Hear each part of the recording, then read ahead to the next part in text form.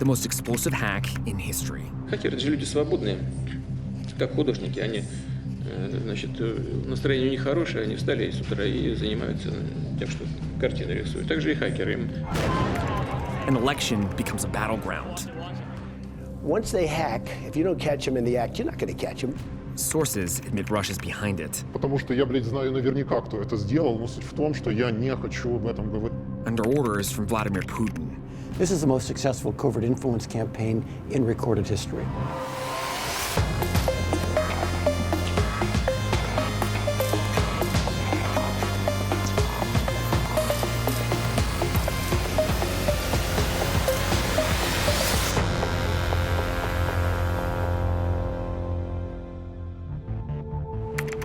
This is Washington, D.C. on the day Donald Trump is sworn into office. The spectacle here seems to reflect all the controversies of the election campaign. And will, to the best of my ability, preserve, protect, and defend. Justice! Protect and defend. The Constitution of the United States. The Constitution of the United States. So help me God. So help me God. So they're throwing concussion grenades to get people out of here. And people are throwing stones.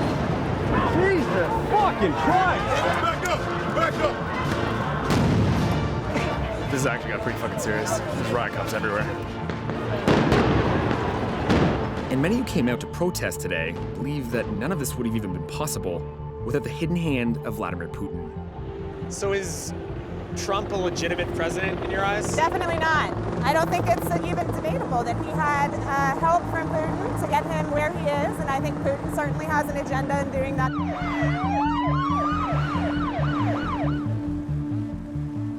The hack of the Democratic National Committee became huge news in July 2016, when WikiLeaks published nearly 20,000 emails stolen from the DNC servers. Those emails revealed the supposedly neutral DNC was actively supporting Hillary Clinton and trying to undermine her opponent, Bernie Sanders. But I'm on the hunt to find the actual DNC hackers and understand just what's going on in this geopolitical game with Russia. First, I want to talk to an expert American spook and get his spin on the story. Here in Washington, at the epicenter of the intelligence community in the United States, everybody's really sure that it was the Russians that did the hack. So I thought I'd talk to somebody who's pretty familiar with that community, Michael Hayden, who's not only an ex-NSA chief, but an ex-CIA chief as well. Espionage is an accepted international practice. Nation states steal other nation states' secrets. If your nation doesn't do that, then it's not fulfilling its responsibilities to keep you safe. For Soviet and American spies, the Cold War was actually pretty hot. Stealing secrets, fueling proxy wars, planning covert assassinations. But when the Soviet Union collapsed, America stopped worrying so much about its former superpower enemy. Then 2016 happened. And this has gone beyond espionage. It's gone into covert influence, where they were trying to use the information they stole in order to create effects inside the American political process. The DNC hired security researchers at CrowdStrike to investigate the breach. They confirmed that two different groups of hackers had broken into the DNC's systems. Both groups are allegedly closely linked with Russian intelligence agencies. By October, the American government formally pinned the blame on Russia. But it wasn't until after the election that the U.S. intelligence community revealed Russia's main motive: to get the Donald elected. So then you're quite confident that this was Russia, there's no question. To be very, very clear, when the intelligence community on a matter like this, that's really in the spotlight, stands by its high confidence judgment that this is what happened, I think we can take this one to the bank. Hacking into the servers of the Democratic Party may have been standard operating procedure for the Russians. But when the stolen files made their way to WikiLeaks and founder Julian Assange made the decision to publish, it was a game changer. Thank you, WikiLeaks, Hillary Cheese! Thank you, WikiLeaks, Hillary Cheese! Thank you, WikiLeaks, Hillary Cheese! So what, leaking, that's breaking the rules? It is a completely different kind of action. You have now gone from espionage to what we would have called a covert influence campaign, where you take the information, you wash it through third parties, DC Leaks, WikiLeaks, other fora, and you push this information out, not to learn about a society, that's espionage, but to change the society. Look, the American definition of covert action, activities designed to influence foreign, political, military, or economic events in which it is intended that the hand of our government be hidden. That's a perfect definition of what the Russians just did to us. And that's quite a different matter than my honorable international espionage. And let me just step back with a little professional respect. This is the most successful covert influence campaign in recorded history. So you were NSA and CIA. Right. Did you have a Russia problem? Because a lot of people talk about it being a new Cold War. For it to be a Cold War would require Russia to be a peer. But this isn't a strong state. This is a state that's running out of the things it needs to be, something strong in international affairs. Let me come clean with you, all right? I went to over 50 countries as director of the Central Intelligence Agency because they were important. Not one of those countries was Russia. If I had a weakness as director of CIA, it was probably I didn't pay enough attention to the Russians. Russia's most visible interference may have been breaking into the DNC and releasing damaging material on Hillary Clinton. But in reality, the influence campaign was much wider and deeper than most people even realize, reaching as far as primary races in crucial swing states. In the lead up to the 2016 election, someone hacked into the servers of the Democratic National Committee and handed a trove of documents to WikiLeaks. This is like Watergate, only now in cyber time. Online, a person or persona calling himself Guccifer 2.0 took responsibility and claimed he was a lone hacker. But US officials believe he was actually a front for Russian intelligence. But the DNC wasn't Russia's only target. Russian hackers also broke into the lesser-known Democratic Congressional Campaign Committee. Insiders call it the DCCC. It's an organization that works to elect Democrats to the US House of Representatives. In August, Guccifer 2.0 started leaking DCCC documents related to primary races here in the swing state of Florida. Have you played dominoes? Oh yeah, I love dominoes. Not with these guys. These guys are like experts. They really add it all up in their brain, and usually they have big arguments too. Oh really? Yeah, like, you know, over politics and stuff. Someone really hear a freaks lot out. of political conversations going on. Annette Taddeo was hoping to represent the Democratic Party in the general election. But documents uncovered by hackers revealed something similar to what was discovered at the DNC. The party establishment was actively supporting her over her Democratic rival. Taddeo believes the documents hurt her campaign and eventually cost her the nomination. I remember asking the Democratic Congressional Campaign Committee, are we affected? No, we're not affected, we're fine. Those were the famous last words. Yeah, you were affected. Until I got that text message on my way to a TV interview where they said, the DCCC has been hacked, your campaign specifically, and we don't really know what's out there. How'd that hit you? Scary. I felt like I was naked to the world because everything was out in the open. It's like if you're a football team preparing for the Super Bowl, you have your playbook, and all of a sudden, you know, they steal your playbook and everybody can see it, including your opponent. I think that just like there are laws that say if you steal the recipe for Coca-Cola, you can get in trouble if you publish this information. Just because somebody gives it to you doesn't mean that you can just publish this information. Why is it that when it comes to campaigns, you can get stolen information and yet not get in trouble for publishing it? I think that should not be allowed. But publishing leaked information is an American tradition, and details from the hacked documents appeared in papers across South Florida. And though the hackers may have been Russian, in this case, the leaker was American, an infamous local Florida blogger who was in direct contact with Guccifer 2.0. Aaron Nevins is a former Republican operative who blogs under the alias Mark My Word. You know, for an obscure blog in Florida that was publishing salacious details about Florida politicians, you got a pretty big scoop. How did that happen? Well, ask and ye shall receive, like the Bible says. The hacker or hackers put out a blog post saying, contact me if you want more information. So I sent a direct message that basically said, I'm happy to, if you have anything Florida specific, I'm happy to release it. So just to be clear, what exactly did Guccifer 2.0 give you? Like, how many documents are we talking about here? Oh, it was a lot of stuff. And that's one of the reasons why I started parceling it out to the papers here around the state, because it was every single congressional district divided by district and a folder on each. Gigabytes we talking here? Gigabytes. And they're on my Dropbox still. So why don't you show me these messages you got that you sent to Guccifer? Sure.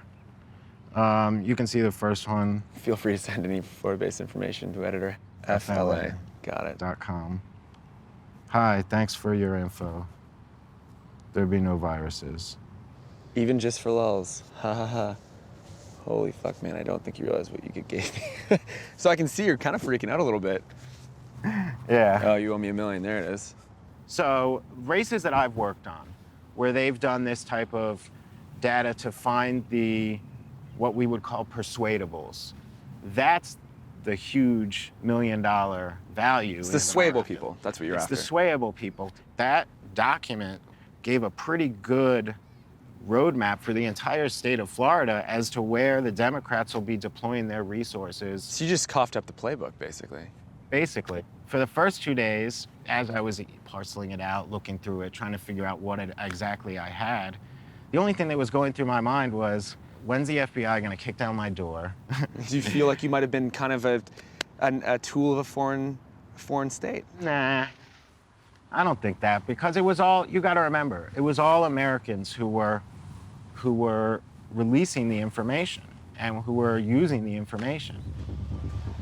But in reality, this was not an all-American effort. And to find out who did the actual hacking and how the Russian government hides its fingerprints, I'm heading to Moscow. Based on uniform intelligence assessments, the Russians were responsible for hacking the DNC. Before handing power over to Trump, Obama outright blamed Russia for the hack. I'm in Moscow, hunting down the hackers who actually pulled that off. I've worked all my sources, and I've finally met someone who claims he has direct knowledge of the attack. He seems well known in the Russian hacking community, but to protect his identity, I can't say much more about him. This is what he told me. Tell me who you are. I know you can't say exactly who you are, but why don't you describe to me who you are and what you do? Я занимаюсь созданием технологий в области наступательной информационной безопасности. То есть в каком-то смысле меня можно назвать словом хакер, но на самом деле я предпочитаю считать себя инженером. Have you ever been offered to work for Russian intelligence before? Компания, занимающаяся информационной безопасностью, которая крупнее 100 человек, она делает те или иные вещи для государства, в том числе и такие, которые связаны с offensive. Поэтому я думаю... How does that happen? Could you kind of describe that scene for me? Я могу тебе рассказать, как оно вообще происходит, но я не могу тебе рассказать, как оно конкретно в России происходит, потому что я знаю об этом слишком много, чем хотел бы знать. It's absolutely stupid and ridiculous idea to talk about such things when we're staying in Russia. So you do work with Russian intelligence then? Or you have? Sorry, I can neither confirm nor deny this assumption. You know, it's funny because I deal with spies a lot, and when they say that, that usually means yes. It's just your assumption. I know the attack was at least partly a spear phishing operation. Basically, two groups linked to Russian intelligence, codenamed Cozy Bear and Fancy Bear, sent fake emails to DNC workers. Fancy Bear's messages prompted people to change and inadvertently reveal their email passwords. But I want this guy to tell me if it was just that simple. Did you get a chance to look at any of the malware that was used or any of the operations that were suspected to be done by some of those hackers to get a sense of how sophisticated that actor was? Есть некоторый миф, который заключается в том, что для того, чтобы там взломать какую-то большую серьезную организацию, тебе там нужно иметь там супертехнологии, которыми могут похвастаться только супер крутые и супер высокопрофессиональные группы хакеров. I believe that for almost any attacks that we can read about in the news, it can be done even with the stuff which can be publicly downloaded from the internet. What about the allegation that phishing emails had a lot to do with the DNC hacks? Do you think that's a possibility? Я не думаю, что я в принципе могу сказать что-либо по поводу этого этой истории со взломом ДНЦ. То есть она мне, в принципе, не интересна, и я ее даже не изучал, если уж на то пошло. Ты не изучал, но тем не менее ты слышал. Ты же как ты эту информацию это анализировал, если это тебя зацепила аббревиатура? Ну, да, я слышал слишком много, чем хотел бы. Ну и что ты обо всем этом думаешь? Кто все-таки мог такое сделать, если говоришь, это настолько легко и тривиально? Блин, вы не врубаетесь. Мне не нужно ничего думать, потому что я, блядь, знаю наверняка, кто это сделал, но суть в том, что я не хочу об этом говорить, понимаешь? Это point. So he's saying that he knows for sure if he's done it, the DNC hack, but he doesn't want to talk about it, and that's his point. And as for DNC hacks, I don't want to provide you any information about this because, you know, it's pure insight. I know this information only because some people who told me something did a big mistake when they told me these things, and it's not something that they was permitted to do. I'm still not sure why this man in the shadows who seemed so nervous agreed to be filmed in the first place. And our conversations raised more questions than he answered. I started to get a little paranoid that Russian intelligence might be getting onto me and the story I was investigating, the biggest hack in history that was widely believed to directly involve them. I heard the Russian government was aware of my reporting in Russia, and that's never good. Then, like what's happened almost every time I've started reporting from this country, the story somehow got murkier and weirder. And if he's telling the truth, I'm about to meet a guy who actually hacked the DNC. Someone we made contact with at a Russian hacker meeting reached out to me, saying we needed to talk. He claimed to work in the criminal underground and for the government, and said he had direct involvement in the DNC hack. He instructed me to meet him in a remote town, so I hopped on a train. So I'm on a train out of Moscow right now, and I can't really say where I'm going or who I'm speaking with because I really don't know who's listening to me right now.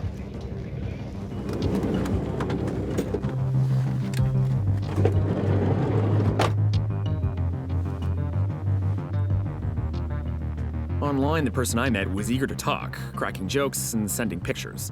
But in person, what I saw was a chain-smoking stress case. His desperation and vulnerability was unnerving, to say the least. So we're still negotiating. It's been literally hours now, and he's refusing to go on camera, but he's agreed to answer questions off camera. And I thought I was supposed to have just a chill Banya interview, but this has now turned into him talking about fearing for his life, so it's a pretty intense scenario. First, he wanted money, then the promise of asylum in North America. I told him I couldn't give him either. Finally, he agreed to talk to me on the record, as long as there were no cameras or audio recorders. An interpreter wrote down my questions in English and his answers in Russian. This is a reenactment of our conversation. So what do you do day to day? Advanced persistent threat. I put together letters and they were opened. So you're a malware writer? Yes. You put together spear phishing emails? Yes. And who do you do this for? For myself, to get money. And who do you work for? We work for someone who orders, someone who comes to a forum who orders, and I check where to channel money. So you talk about these forums where someone comes in and commissions something. Do you know who it is?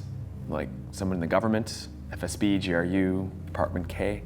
They won't say they're from the state. All these forums are curated by the state. I mean, how do you know people there are working for the state? The state wouldn't allow such forum for criminals without control. The services are the same services provided by the Ministry of the Interior, meaning that they offer to check information and tapping, and only state agencies would do so. If what this mysterious hacker is saying is true, then he would have been working with Fancy Bear. That's the nickname given to a cyber espionage group that's allegedly linked to Russia's military intelligence agency, the GRU. So you're part of Fancy Bear. What do you do with the group? What's your role? Collecting information on the targets for the break-in. So you hack the DNC? Together with a group of people. And how many? A few. Who ordered it? This is not general question about hacking. Do you not want to talk about this stuff? Not yet. For some of the hacks you've done before, has the FSB ever hired you? FSB hires no one. All is done through forums. It's kind of masked. It's impossible to tell. But you have to wonder if the FSB's hired you or bought some of your services in the past, or the information that you've gotten. What's the difference? Who buys it? Are you currently sitting inside of any American computer networks? Mm-hmm. Can you say which ones? Industrial companies, top 100 for 2015. There's a list. So just to be clear, you've hacked top 100 companies around the world, political parties. This is all for money. Mm-hmm. Is the government protecting you, or are you afraid of them killing you or throwing you in jail for some of the hacks that you've done? Since it came out, they needed a scapegoat. But isn't that strange since you've helped the government? What's the difference? It came out. Now they need to put someone in jail. Why are you talking to us? Maybe it'll help me to get out of the country. Are you afraid to stay here? There's nothing left to do here. How do we know what you've told us is even true? There's no way to check. Everything we said is general.